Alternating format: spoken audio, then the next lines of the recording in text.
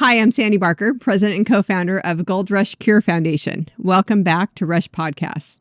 If you've missed any of our other episodes, I invite you to go back and check them out on Spotify, YouTube, Apple, anywhere you view your podcasts. Today, I'm super, super excited to introduce our sweet, caring, beautiful Delilah to everybody. Delilah is the daughter of Vanessa and Joe, and the big sister to Joe and Joshy, who are very, very, their whole family's very near and dear to us. So I'm super excited. Thanks for being on. Thank you for inviting me. So first, before we get started, how are things going? How are you? What's new? For like considering like what's going on, we've been pretty good.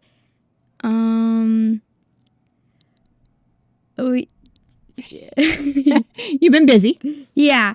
Volleyball busy, and fun yeah, stuff. with volleyball. Cause school season just ended and club is like just starting, so we have to like get in all our practices. Cause we already have our first tournament coming up, so it's like really soon. So we have to have like extra practices for that. So you're gonna be all in like super solid shape and yeah, hopefully by the end of the season. There you go. Okay, well, you mentioned with everything going on. Why don't you tell us what's up? So my brother Joshua, he relapsed with cancer for the third time.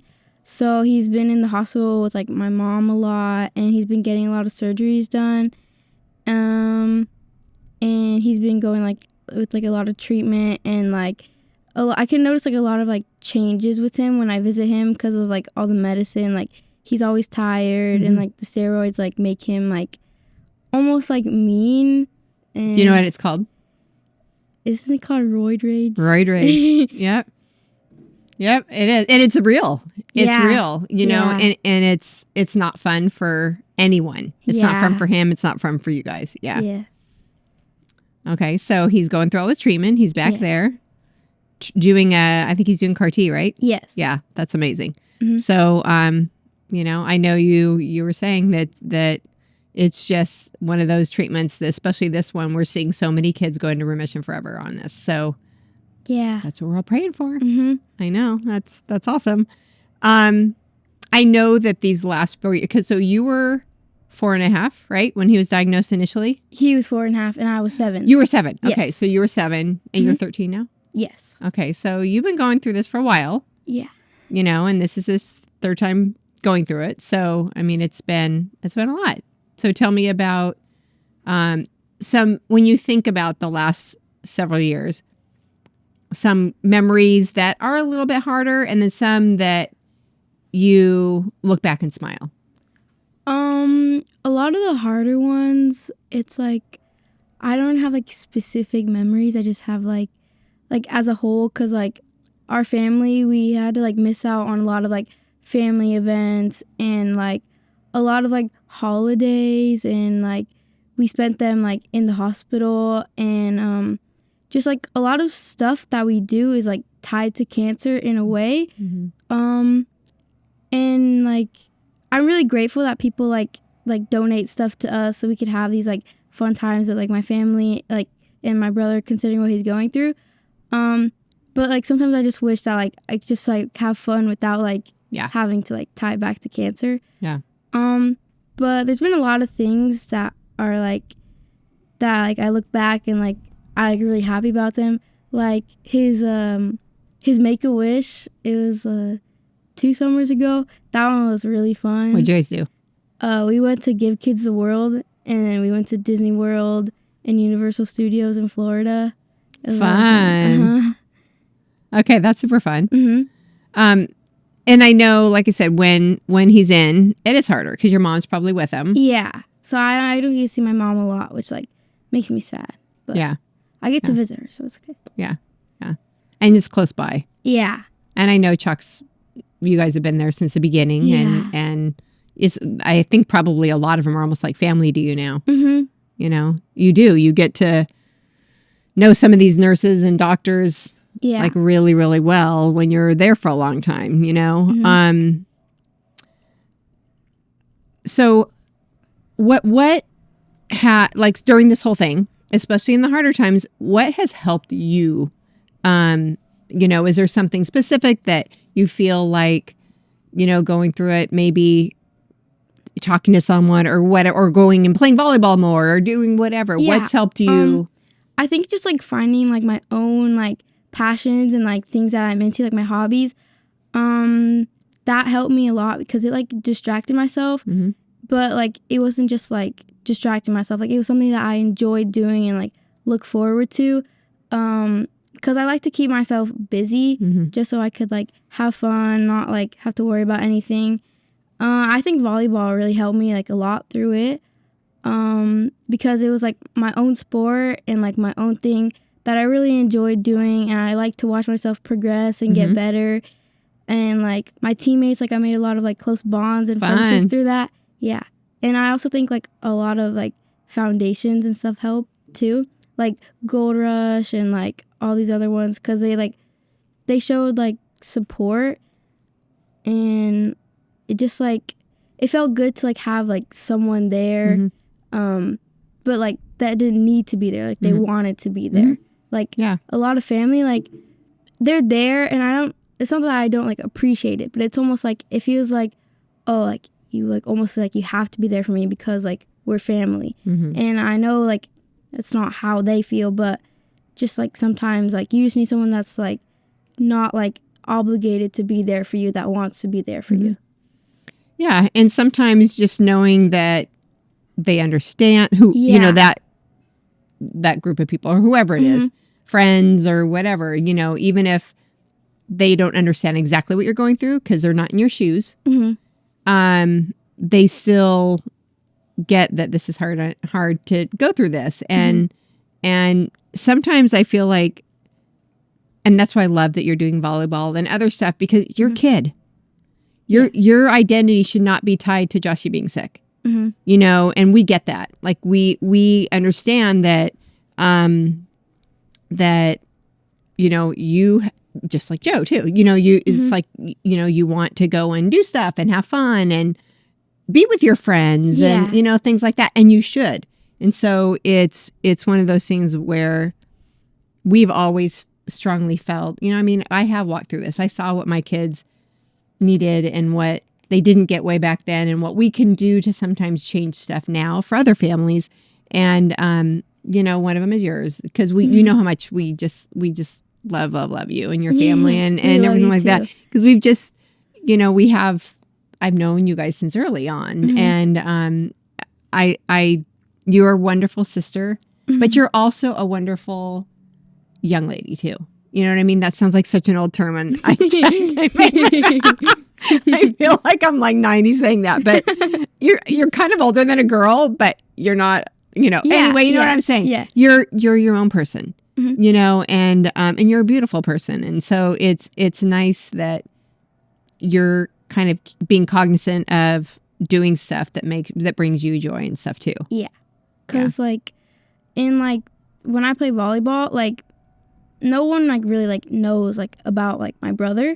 So it's almost like they like me for me, and they hang out with me because like they like to be around me, and it's like they don't know. So like to them, like I'm their teammate. Like I'm not my brother's sister. Like I'm their friend, like I'm their teammate.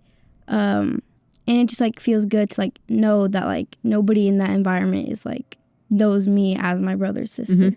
That's not your identity. Yeah. It isn't. Yeah. So do you like going and doing stuff without people knowing that, just so that you can be your own person? Or because it's nothing to be ashamed at, as you know, but at the same time, I get what you're saying. Like I do, because my kids were like that too. They didn't really want to talk about, or didn't always want people to know about our history, and Christian's passing and everything, because they wanted to be their own person. They didn't want to talk about that. And so there's nothing wrong with almost just going in with it just being about Delilah. Yeah. I like it. But it's not like I'm ashamed of being my brother's No, of course sister. not. Like I'm proud of my brother and how he's strong. But it's just like, cause for a long time, like when it was first happening, like it felt like I was like pushed away from my brother, and like all these new people would come to talk to me, but not because like they like want to talk to me. They want to talk to me like about my brother, and like everyone always asks me like how my brother's doing. But like in like when I'm in environments like volleyball and like with my like volunteer group and stuff like that, like nobody knows, nobody asks, like they ask me about me, and it just like feels good because like for a long time like I never really like felt like that, and then now that like I do all this stuff like volleyball, volunteering, hang out with my friends, like it's just like nice to like feel like, oh okay, like these people like they like me for me, and like they just want to know about me and stuff like that. What's not to like? And no, it's never anything to be ashamed of, because I mean your brother's a rock star, and but so are you. You know, he is, and I mean your parents are. It's just your whole family is, and so you know, like I said, there's nothing to be ashamed of with that. It's actually the opposite, super inspiring and wonderful. I get what you're saying though. Sometimes it's just nice to be your own Delilah, you know? So you spoke at our event a couple of months ago, and it was amazing. So much of what you said was just so impactful, kind of what we were talking about a little bit, but also you talked about some of the feelings that you had when all that attention was, you know, on Joshy. And it's understandable. I mean, that's kind of how things go most of the time. But we had so much feedback from families, from other siblings, from other people that just said they felt the exact same way that you do. Why don't you tell us about kind of what you remember about what you said? And I would love to tag it when we do the end of the podcast, the audio from what you said, because it was so amazing. Kind of give us a little summary, and then how did it make you feel that so many people just said yes, Delilah, I feel the same way. I remember I talked about like how Gold Rush helped me like feel like my own person, because when my brother was like undergoing his treatment like for the first time, because in my family that was like the first like time like anyone got cancer in our family, so everyone was like super concerned about him and stuff like that, and like everyone, since he was little, he was 4, everyone would give him like toys and gifts and like all these things, and since I was like 7, like I would feel bad, but I would also feel like jealous because like I wanted those things too, and I didn't like really understand what he had. I just thought he was sick, and like everyone was bringing all of them like these toys and stuff, but it wasn't really like about like toys and like the stuff he was getting. It was about like attention and like the love. Like I felt like people just like love my brother more than like they love me, and like sometimes people would only love me because I was my brother's sister. But eventually like I grew out and I realized like people like they love me too, and they want to be there for me just as much as my brother. But even though that wasn't true, like it just felt like people were just like loving my brother more, and that like I was just like my brother's sister. Yeah, that because all that focus was on him. Yes, both through gifts, both through verbal, you know, telling him stuff, you know, and all that's true. He is wonderful. He's amazing, and he's a fighter.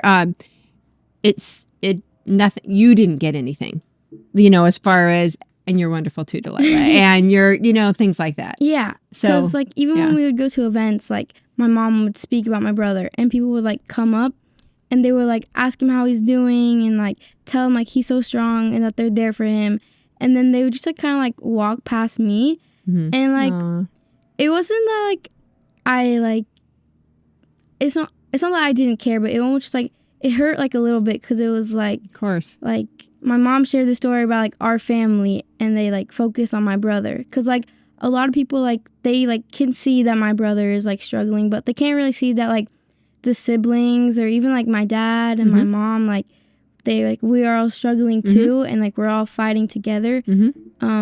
So it just felt like if I was like hurting too, like no one was really like there to like tell me they were there for me. They did acknowledge it. No. Yeah, and it's a type of thing where cancer, I don't care what age, it's a family disease. It's not one person. The entire family is battling together. Yes. And it's hard on every single person. It's hard on the parents for sure. It's hard on the siblings. It's hard on obviously the child. And it's one of those things where when one of the family members kind of gets brushed to the side, and I'm not talking about from the family, just a lot of times others who are concerned, and it's people are asking about that child because they're concerned about that child. It's not a malicious thing by any means. It's just their focus is on the child who's sick. But what often happens, and we see it all the time, which is why we do focus so much on siblings, is we see that they kind of are the forgotten part of the equation in the whole battle with cancer for kids.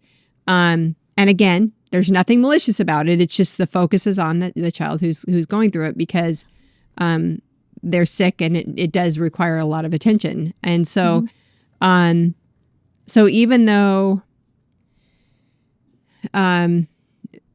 they are still loved and they are still cared about, often they don't hear it and they don't see it. And then I can see how you start feeling less valued, even though you are, so, you worded it so well though. I mean, how you said it, what you just said now, I mean, you had made the comment that he got all this attention and gifts, but not just gifts, just the attention. Yes. Everybody was asking about him. Yeah. Everybody was, and doesn't mean you love him any less. Doesn't mean anything about that with Joshy. It just means it kind of hurt your heart a little bit. It's like, what about me? I'm lovable too, and I'm important, and I should be. Yeah, and just like it felt like people like cared less. I remember this like one time like I went into like the office for like school or something because I think my stomach hurt or something, and like the first thing that like the lady like asked me like when I sat down, she's like, "Oh, like how's your brother doing?" And that was like a time and just like stuck with me. Like it seemed small, but it just like stuck with me because like I was in there because like I felt sick, and like the first like thing she like asked was like, "How is my brother?" And like I appreciate that people care and like they love my brother, but like at some point like I just want people to like just like not just care about me, but like no, I know what you mean. Like just like care like about like my feelings, like, yes, just as much as they and care your for my brother. well-being, yes. and everything. Yeah, no, I mean it's not that people are malicious. It's just yes. I think they just like... It always happens, though. I mean, it just does. People do that. They want to help and they want to care, but like sometimes people just like don't like know like the right place and like the right like... Yeah. No. Okay, so seeing all these families that were there that night that came up, especially to Marcy, and said, and told her when she was talking with them afterwards, these siblings that said, that's exactly how I felt. Does that almost like validate your feelings? Not that you have to be validated because what you feel is exactly what you should be feeling, and there's a reason you feel it. But I mean, how did that make you feel knowing that, wow, all these multiple siblings absolutely, in tears, some of them said, that's how I felt.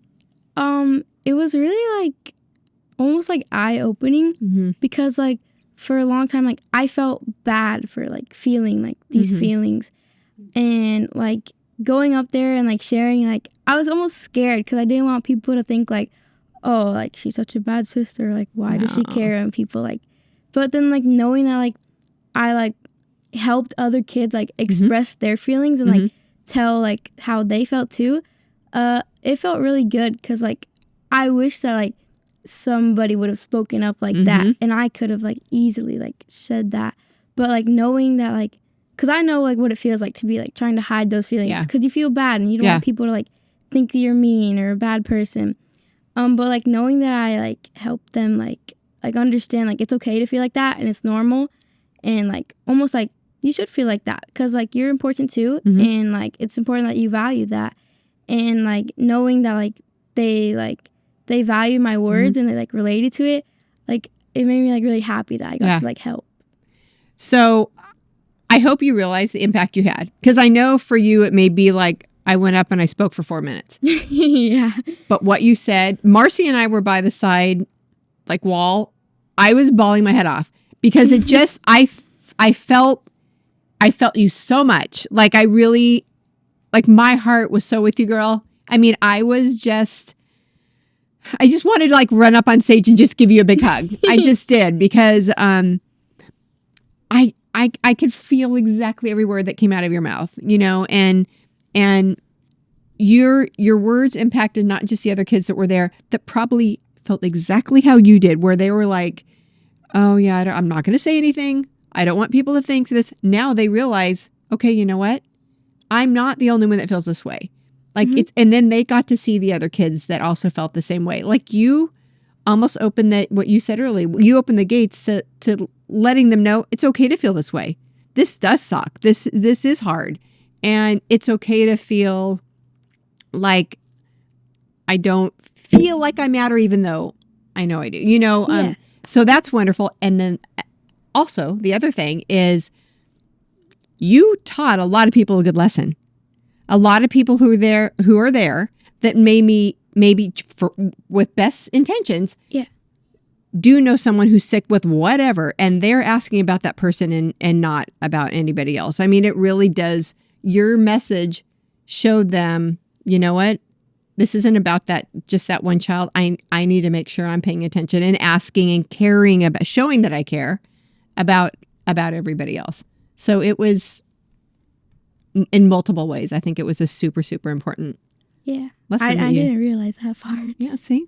I mean, because if people don't know that they're doing that a lot of times, because like I said, their heart's in the right place. It's just, look how many people did it to you. Not because they're bad people, but because they just didn't think to make sure that you knew how important you are too, and how valued and how much you're loved. And I just feel like you really got a good point across in more ways than probably what you even had thought. Yeah. Which is wonderful. Yeah, I didn't expect that like to happen. Like I thought I was just gonna like share and then like I don't know, but like to know that like people like it impacted people and like it stuck with them, like it means like a lot to me because like I don't know. It just makes me like happy. Like I think about it, I want to smile. I love that. Like that's I feel like ending the thing right now because that was just the best comment. Oh, and I mean, you did us a favor because we think, you know how much like we think of you and then love you. And I just feel like your message was so important. We love our siblings and our brothers and our sisters and everything that of the kids that you know, we're doing the pots of gold and that kind of thing on. And so we just felt so appreciative that you wanted to share your story. And then, like I said, after I heard it and just how impactful it was, I was thinking that, gosh, I hope she really realizes and feels proud of herself for you know, going up and talking about this and helping others by sharing her feelings. Yeah. And I feel like you are. Yeah.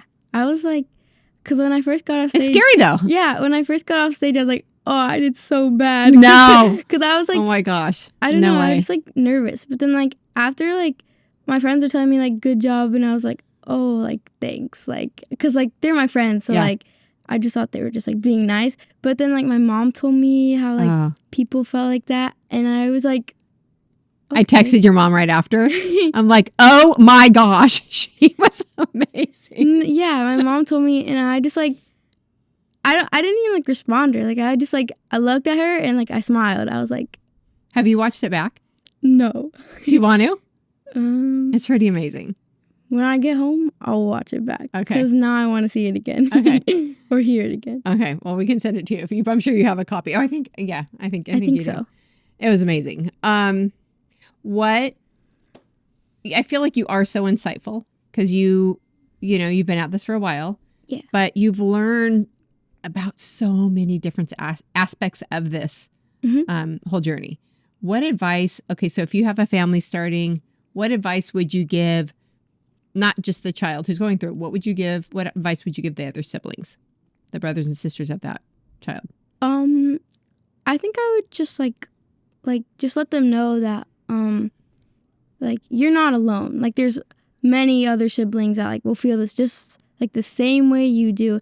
and like never feel bad for feeling what you're feeling. Because like if you feel a certain way, then there's a reason, and there's a valid reason. And even if all reasons to feel something are good reasons, you don't need a reason. And just like, you know, you're not alone. Like you can always like talk to somebody. You can always like, it's gonna be hard because like people don't really like know how to like show like care for siblings almost, because like they want to focus on like the child with cancer, because like that's like you hear about it's like child having cancer and like you like want to care for them. But I think it's just important to know that people don't try to make you feel like less of yourself. People love you and people will always be there for you, and you just have to like focus on like yourself. Find things that you enjoy to do, like find like things to like that make you you, and like just like appreciate like yourself and love yourself, because like you could love yourself more than anybody else could, and you know yourself better. And I think it's just good to realize like your worth, and like know that you're cared for and loved, even if sometimes you don't feel like it. You are, and like I don't know, it's just important to like find things you like. That's great advice and important advice. I mean, it's such a hard road, you know, and finding what you said, whatever it is, because there could be all kinds of stuff. Some people focus on just their faith or doing stuff fun or whatever it is that helps you find joy and encouragement. Yes. And love, all that, then whatever that is to you, then you use that. Yeah. So I know, I remember your prodigal delivery like it was yesterday. McKinley Elevator adopted it. It was so much fun. We did it at Chalk. Yes. And tell us about it. So that was a fun day. Yeah, all my dad's police friends came too. So that was crazy. Yeah. Go ahead. Yeah.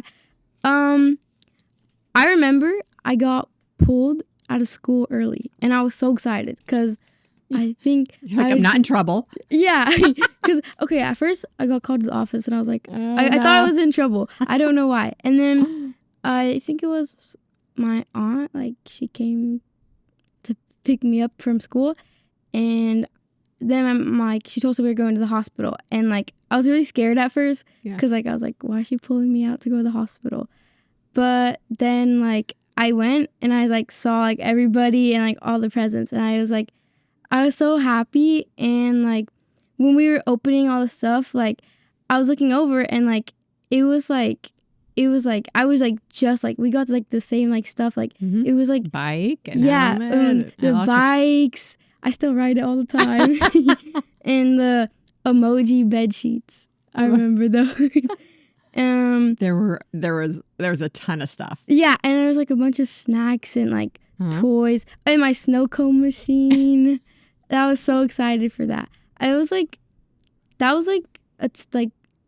through like throughout the whole journey, that was like one of the times where I felt like the most like important, because like that was like the first time that like I like realized that like people will care for me, people love me like as much as they love my brother. Like it's not just about my brother, like they care for me too. And like it felt really good to like feel that way, and just look and realize that like it's not all about my brother, and like it's my life too. And like as much as I love my brother, like people like they love me too, not just him. And it was just like nice to feel that. Like, do you remember what we said? It was a long time ago.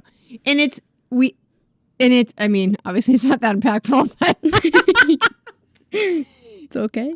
It's when we do the gifts are super fun. Yes. And they are. They're really, really fun. And that one was so fun. So during the delivery, tell everybody about who came to help us deliver it. The police? Huh? Yeah, it was my dad's police friends. He's Fullerton Police Department. And it was like, it was just like, so to me it was like funny to see all these policemen like delivering presents in a hospital, and I think people were looking around and they were like scared when they saw all the police. There were so many gifts, and it was sometimes certain companies and stuff will adopt a pot of gold. And this one was adopted by McKinley Elevator, and they always knock it out of the park. And there were so many gifts. So we had a couple trucks pulling up with all these gifts. Yeah. And there were, I think it was almost the entire police department that were, and there were, I don't even know how many police officers there that day. I don't remember. Like I look there at were the picture so many. and it's like all police officers. Tons. And so they met us in the parking lot and started unloading these trucks. And it was such a poignant visual to, I was looking down the hall and here are over a dozen, I mean, a lot of police officers bringing all these gifts down the hall to bring them to where we were going to do the delivery. And it was just the most beautiful sight, talking about somebody having your back. I mean, you know, Delilah's dad's a police officer. And so it was so cool to see all of his peers there supporting this super, super fun day. And they stayed, they celebrated. I actually sat here down like, what if someone's out there closeted crime in this area? Perps are going to get away with whatever today. But anyway, it was just so much laughter, so much fun. And so it's the gifts are fun. But then we always verbally tell these kids that, you know, to the child who's battling, you're getting these not because you're sick, but because you're working so hard to get better. We're so proud of you. We care about you. Then we look at the siblings and the brothers and sisters and say, and you're just as important. We care about you too. We know this is hard. We're so, you know, we so want you to know that our heart's with you too, and that we're here for you too. So it is important that, to me anyway, that it's not just the gifts you're getting, but that you know, Go Rush, like everybody here, and you know, I mean, I love you. You know how I feel, but I mean, everybody here, just, we're not just here for Joshy. We love Joshy, but you know, we love you, we love Joe and stuff. So it's important because they don't hear it enough from others, I don't think. Yeah. So that was such a fun day though. Yeah, it was so fun. It was just, I mean, I remember driving home just smiling, like I'm sure you did too, you know. I was so excited. Yeah, you're like, I want to get home and ride my bike. And I think I made my mom, like after, like I made my dad like take him to the store and get like syrups for my snow cone. You're like, let's break this out. Get it started. I know. It's fun. All that kind of stuff. What stuff can we do to help siblings going through this? Like, what can we do more? What can the community do more to make sure that you don't feel like you felt, that you feel that you know you're just as cared about? Like, what stuff, if you're going to go and talk to people about this is what would have helped, what would you say? Honestly, I feel like just like not like focusing like all the attention to the sibling, and like just like knowing that like the sibling is fighting too, and they're like struggling too, and like really all they want is someone to like be there for them and like let them know that like it's not all about like your sibling, like you're not your sibling's sibling, you're your own person. Everyone cares for you, like all these people, they're here for you, they love you, they want to be there for you. And some people just like don't know how to show it, but really just like giving someone a hug, a smile, like it's all that, like just like knowing that like this like child needs, like they're struggling too, like that you're seen. Yeah, just like to know that and like realize it, and like just like give them a hug, let them know that they're important too. If you're gonna like give something to the sibling, to the child like fighting cancer, like or any sickness, like just make sure to like include the sibling too, almost. Yeah, absolutely. There was something, we interviewed my daughter earlier, I was telling you, and something she said has just stuck with me. And again, same lines of what you're saying. But what she said was, when someone reached out and they remembered her and Garrett, my other child, she said it was like, I see you. Like they were saying, I see you. And for some reason that has just stuck with me, because I feel like so many siblings go through this feeling unseen. they just feel unseen because they're kind of, put on the back burner. Like I said, understandably. But so her comment about when certain people would do stuff, it was like, I see you. Does that resonate with you? Yeah. Yeah. Because a lot of times you like go like to all these things and it feels like you're almost like when people like we go to events, my mom would speak. They walk by you without saying anything. Like, it's so like you're invisible and like you're not invisible. Like you're like living, you're a person, like you're there. Just like, I don't know, like sometimes I would just like want someone to tell me that I was important too. Even if someone just like... You're important, by the way. If someone just like looked at me and like smiled, like that would almost make me feel like, okay, like they know I'm here. Yeah, like they see me. But a lot of times like you would go like, oh, you're feeling unseen. But it's important to like feel seen and like... Yeah. I agree. I feel like it's just, that is so important. Okay, well, before we close, what do you... Or on our last parting comment, what do you want people to know about you, about Delilah, about your heart, about just anything? I like volleyball at the end. I like whatever. It could be. Yeah, I like volleyball. I like to volunteer. I like to be my own person. Yeah, and you are. And you're a great one. Okay, well, we love you. I think we're going to have your dad come in and we'll ask him a couple of questions too. And he's a pretty cool guy. Pretty cool sometimes. Just kidding. Okay, we'll get him in here and then we'll continue on. Now we are joined with Joe, Delilah's dad. Hello. So it's really cool because you can tell they're very close. The relationship that they have is very, very special. Can you tell us what it's been like to go through everything the last, several years in your own ways? And then also, I know how close you guys are. How were you able to help each other through everything? Well, initially it was very difficult. I think something that was a little bit of a blessing in disguise is when Joshua first got diagnosed. I actually got strep throat like maybe a week or so into it. And, the doctor was like, get out of the hospital. You don't even come to the fifth floor, like get out of here, right? Yeah. So that gave me, I think it had to be like 10 days or 2 weeks where I was just at home. So I was it was just Delilah and Josh at the time. So I spent a lot of time with Delilah, and I'd already spoke with my wife Vanessa about trying to keep her engaged and all the things that she was doing, trying to keep her life as normal as possible at the time. But that gave us a lot of time just to kind of be together and do stuff. So that was, again, that was going back a blessing in disguise. And I realized how much that, she's still, she was 7 and obviously she needed a parent at home. And so just trying to keep that with her. And then we've obviously developed a strong relationship. I mean, she was my only daughter and her firstborn. So we've always had a good relationship before that, but we're pretty similar in the way, I guess, personalities. We're both a little stubborn and sarcastic sometimes. That's how we like humor each other. But so that was a stronger bond that we had, and we were able to get through things together. I mean, one of the bigger things, I think some of it with us is like we can do things without kind of having to talk about them, overtly, and just kind of just be together, go somewhere and do something and spend time together and just kind of know like, hey, we're both going through things, but it's fun to have that time together. It's almost like the break from the heaviness sometimes by just going and doing something fun. Yeah. Where you can just have fun. You don't have to talk about what's harder and things like that. What about you? How did your dad help you?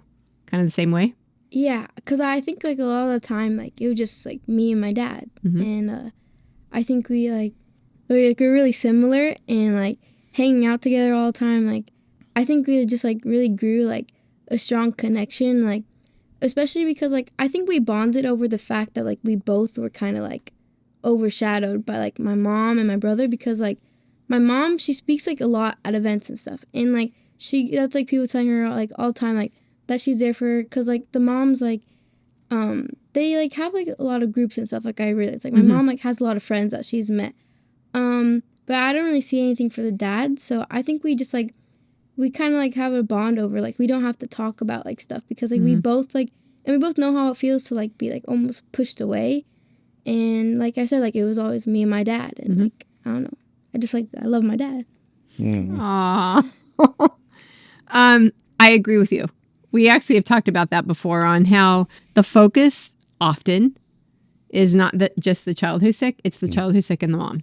Yeah. And I don't know why.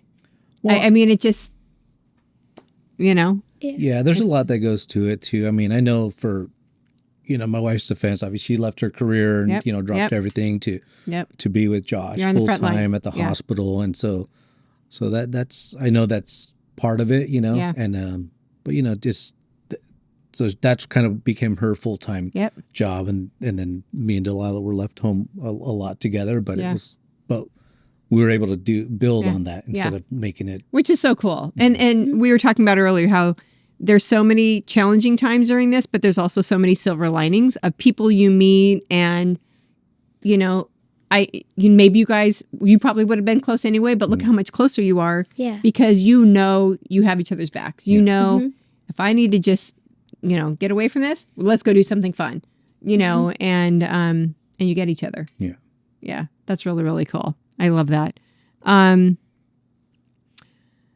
What have you observed about Delilah and the different experience of a sibling fighting cancer? Like she was so eloquent about talking about, we know Joshy's kind of path and then all the amazing stuff he's done. What have you seen in Delilah where it was like stuff where you're like, she's an awesome kid? I mean, there's probably a lot of them. I mean, yeah, no, I mean, she's always been an awesome kid. I mean, just growing up, and she was very bright and always smart and just a great kid. And I did notice, so, in that initial time when I was trying to do a lot with Delilah, and a lot of times it was like me and her spending time together, or, in my mind, I was like just trying to be very thoughtful of her and trying to keep her life normal, that it would be, family member. If I couldn't be there, it'd be like a relative, my sister, my mom, hey, can you take Delilah here or go there with her? And, then I think, on the surface, she was doing very well. You couldn't tell until one day she kind of had that breakdown where it was like, I want us all to be together as a family. So it was a realization at that point where it was like, man, like I didn't know that she was going through all of that because she was so strong and just in her own way, just kind of like everyone else, right? Just, hey, this is our new world and we're going through it. And then she had that moment where it was like, it brought a lot. It was eye-opening, right? To see how much, those things that, because she was, again, only 7 and you don't realize how much that affected her because maybe it wasn't verbalized, but internally it was bothering her. Yeah.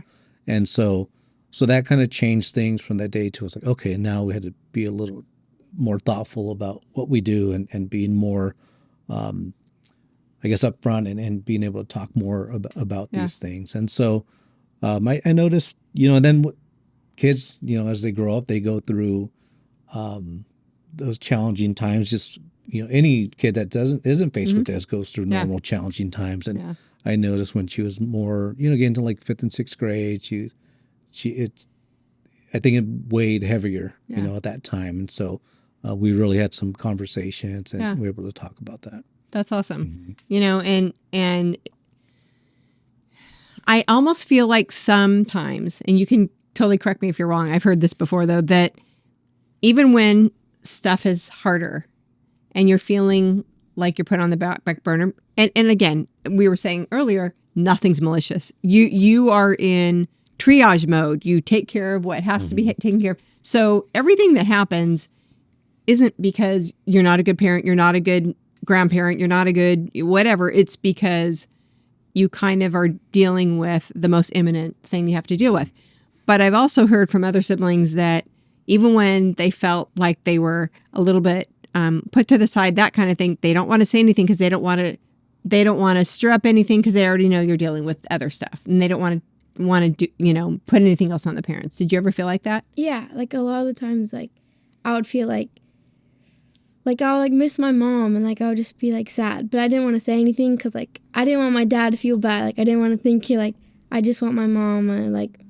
I knew my parents were going through a lot with my brother, so I wanted to like keep to myself. I was like, Yeah. okay. You understood, but it Yeah, was hard. it was just hard because like I understood and like I felt like a certain way, but I almost felt like I couldn't say it because like my brother was going through something worse.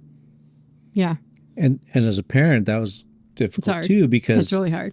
you know, like you said, in that triage mode, you're just looking at like, hey, like, why don't you understand that this needs to be done? Like, why are you? Yeah. And I hate to use a word almost like acting like a brat, but that's what it, naturally it comes off of. Yeah. Like, hey, have this They understanding. We're going through Yeah. this. We need to do this. Like, why are you being difficult? And then you have this like, Yeah. because you don't really know what they're going through right Yeah. at that time or how they're feeling. So, and then obviously, as unfortunately Josh got, relapsed again, a few months ago. And so one thing we were able to do is like we kind of had to took her out to lunch and we had to sit down. It was just a really good like, hey, like tell me what we can do like better like this time around, because we knew we were going to be Josh is back in the hospital doing all these other things and kind of reliving that initial diagnosis. And we had a good conversation, and it was going. I think that was something that was important. Just like, hey, like, sounds like it was. like your feelings are important, and because whether you think they're wrong or whether maybe face value somebody from the outside looking in can kind of like point fingers at that they're your real feelings, right? And so we were able to sit down and just have her favorite like lunch with sushi. Yeah. So we sat down there and had a good talk for like an hour, and I think her being older now and having that other perspective was nice too, because I think it helped her just as much as it helped me just kind of realize what can I do better. And then even her just kind of looking back through like, hey, I realized I was going through these things and I'll be better at like telling you what I need and what have you, right? And that works wonders. I mean, it really does. I mean, it just, you guys are amazing parents, and you know how much your parents love you. Sometimes it is something as simple as, I mean, that was wonderful to take her to lunch and go, what do you need? What would help you? So they care about my needs and how I can get through this, as easily as possible, just as much as they do, Joe and Joshy and stuff. So that's wonderful. And sometimes it's something that it doesn't have to be this giant gesture. It's just, stuff like that. And we were talking about too, how, you really do your best. Yeah. That's all you can. And it is a learning. Think about like from the beginning on, because, a lot of kids, I mean, it's a process till they, get better forever. And it's, you learn more and more each time. Like, okay, this might be easier for not just your child who's sick, but for the whole family. And you kind of tap into that and go, all right. Yeah. And you had to be honest with yourself too, is like understanding, hey, where I messed up, and being honest, like in the sense, like with her, like, hey, I may have done this wrong, like, I'm sorry. Hey, but this is, I'll try to do better also, because you are in that. Like, it's like fight or flight mode, right? And you're just trying to get through things. And it's so hard not to go into react mode, when you're going through this and you've received news that wasn't what you wanted and, all that. It's hard not to just really go in react mode. And sometimes when you do, it is fight or flight, where your focus isn't going to be, your focus is your child who's sick. It's not, so we've said, and I've said it a million times today, nothing about when you're going through everything is malicious. It's just, you do the best you can. And then you learn from that and go, okay, this is how I could do this better. Yeah. Okay, now I can, and I think that's exactly what you guys have done. And not that, not that you did anything wrong. It's just you learn more to make it a better process for your whole family, and that's all we can do. Last thing, you have been through, a lot. And what advice would you give to dads? I mean, it's just, that's such a hard position, because the dads are, they're head of the household. And at the same time, most of the time, the mom's in the hospital with the child, the dad's holding down the fort, the dad's holding, taking care of the other siblings. And I feel like it's not talked about as much as it should be. I don't want to say burden, but the responsibility that's on the dad when, especially when the child's impatient with the mom. Yeah, I mean it's obviously really difficult. I mean you're trying to balance, maintaining everything with the home. I mean you go into the normal stuff, right? Finances and bills and then now getting into like just keeping your family together, right? Because there's that whole dynamic of the stress. Any stress just wreaks havoc on relationships and families, and then on top of that, depending on what your perspective is, but like for me as a dad, it's like trying to be strong, and you need to be that person that your family can kind of lean into, and that almost that rock for them, right? And then you don't. Then you look around, you're kind of left isolated sometimes, right? Thankfully, I have a good group of really, other family and friends that are able to talk to, and unfortunately, people who've not been specifically through what I have, but just other things like traumatic events that we've been able to bond over. But the advice I would have is, I think at the end of the day, we can do a lot of things and you can say a lot of things, but actions speak louder than words, and I think we forget that, and it's easy to, because not to use that phrase, but talk is cheap, right? And we do a lot of things and we say these things, but when it comes down to it, in anything, in any environment, whether it's training or you're in a leadership position or a parent, you can say one thing, but your kids are always going to look at what you've done, and and they're going to mimic or what you've done. So that's more important, I think, to, you can say you're going to be there, but you have to be there, and I think realizing what everybody in the family needs it's not easy, but right. And like with Delilah specifically, it was just that, that moment of realization, like, man, I thought for years we were doing all this stuff, we were doing everything right, and she was doing great until she had that moment where she just broke down and kind of said she wanted the whole family there. And it was like, wow, right? That hit me hard. So, isn't that cool though to see that had been a hard moment, but to see what really matters to her? Mm-hmm. Yeah, it's not stuff. Yeah, it's her family. Yeah, I mean, it's just that's beautiful. It's hard. Yeah, it's hard. But it's even harder when that you couldn't really give that, right? It's like, hey, you want something, we can figure it out, I can get it to you somehow, but that was that whole like beyond just being together for, and I know she was a little upset because Josh might be impatient for, Christmas coming up, right? And so it's another one of those like, hey, but we'll do our best to make it work. And at least now we're in a position to where we're able to talk about it and see like, hey, what works best for everybody. And it is what it is. If we're celebrating as a family in the hospital, or we're together as a family in the hospital, and we're going to make the best of it. But I mean, I think just really being as two other dads, is being honest with yourself, being able to kind of self-reflect and realize, like, when you do make a mistake, it's not easy to make mistakes as a parent, right? Because you never want to look like you've done something wrong, or when you're in charge, you never want to be the, oh, I messed this up, right? I don't know about that. Ask my kids. Just kidding. But it's a big learning moment, especially for your kids, to realize, like, hey, when you make a mistake, like, you have to acknowledge that and say, hey, I made a mistake, because that helps them learn to where, hey, maybe I made a mistake of not really being honest or forthcoming with what I was feeling, and then we all think we're not on the same page. Yeah, and then I don't know I forget who made this quote, but it goes, the whole thing with the, people might not remember the crisis or what things specifically are said, but they always remember how you made them feel. And that's very true, because at the end of the day, that's what it's going to be associated with this issue, how you made them feel and whatnot. So it's very hard to be a dad. Yeah, it is. But you just got to work on it, and I learned a lot myself. Yeah. Mm-hmm. Okay, so let's end. I was going to end it there, but what you just said reminded me of something. When we delivered your pot of gold, how did you feel having?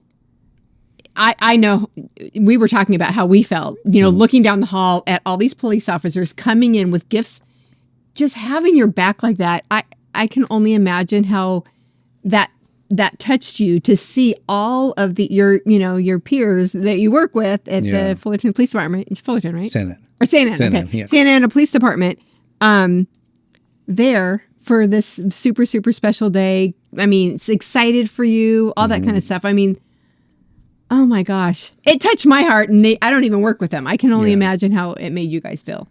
No, I mean, it's just amazing. I mean, just a great group of men and women who just always are supportive. And I mean, I'll be honest, it's hard sometimes to even just go to work because, you know, you have so many emotions going on. And so many people are there for you. And like, you know, sometimes you're just trying to like, hey, I'm just trying to keep myself together today, you know? But yeah, just great people. And obviously going back to, you know, as difficult as it was for me, I mean, being able to go to work and you know, have that support group and just people that I know I can lean on when I need to just makes a world of difference. That care so much. I mean, just at that delivery, there were, I don't even know how many, so many of, you know, other Santa Ana police officers there. And it was just so cool. They were excited. The smiles, like I said, watching them bring the gifts in and carry them back to your car. I mean, it was just,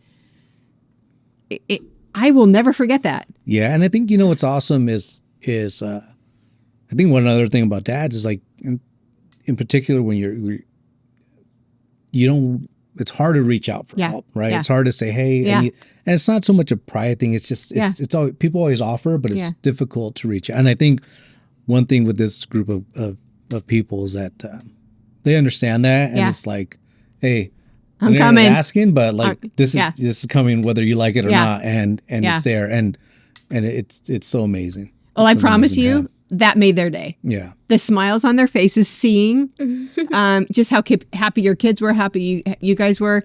It's letting people share in that kind of thing that is a gift to them. Yeah, you know. So good work, guys. Any parting comments from either of you guys before we head out?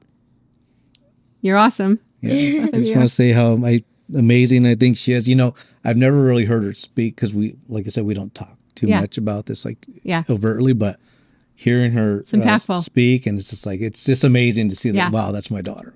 You're awesome. She is awesome. And we were saying early, and you'll get to watch it, but how it empowers her, you know, to be heard, to be seen, and to be told you're freaking amazing. You really are, you know. So love your family so much. Thank you. You know, you're always in our prayers, and thank you for being here. Oh, thank you for having us. Till next time. All right.